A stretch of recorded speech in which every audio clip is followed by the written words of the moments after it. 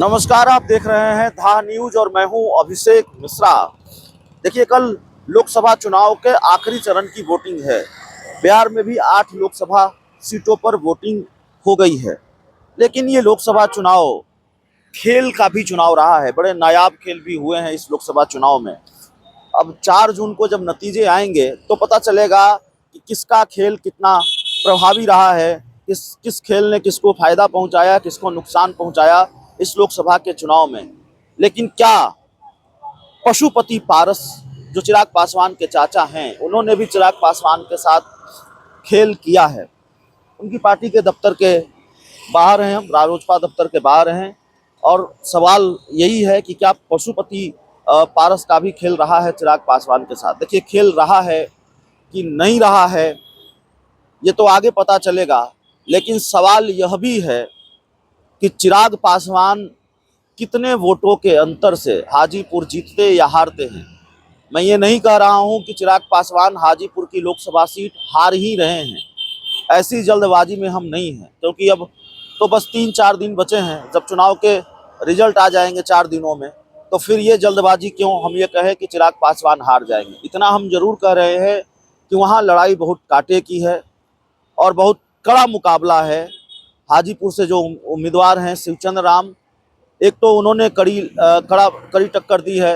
तेजस्वी यादव आक्रामक ढंग से चुनाव लड़ रहे हैं लोकसभा चुनाव का, उनकी भूमिका बहुत महत्वपूर्ण है।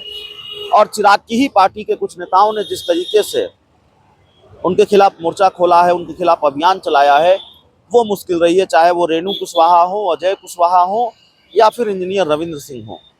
लेकिन चिराग पासवान ने एक बात कही कि अगर चाचा एनडीए का हिस्सा हैं तो प्रचार में तो कहीं दिखे नहीं हैं।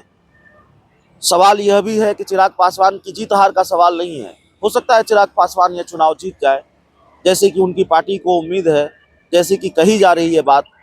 लेकिन सवाल है कि कितने मार्जिन से जीतेंगे, जीत हार का अंतर क्या होगा।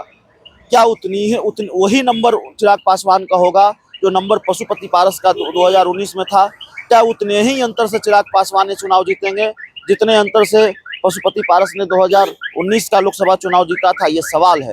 और अगर चिराग पासवान का स्कोर बहुत कम रह जाता है, सीट बच जाती है लेकिन साख अगर नहीं बचती है, तो फिर क्या ठीकरा पशुपति पारस के सर ही फोड़ा जाएगा? क्या चाचा के खेल को बताया जाएगा?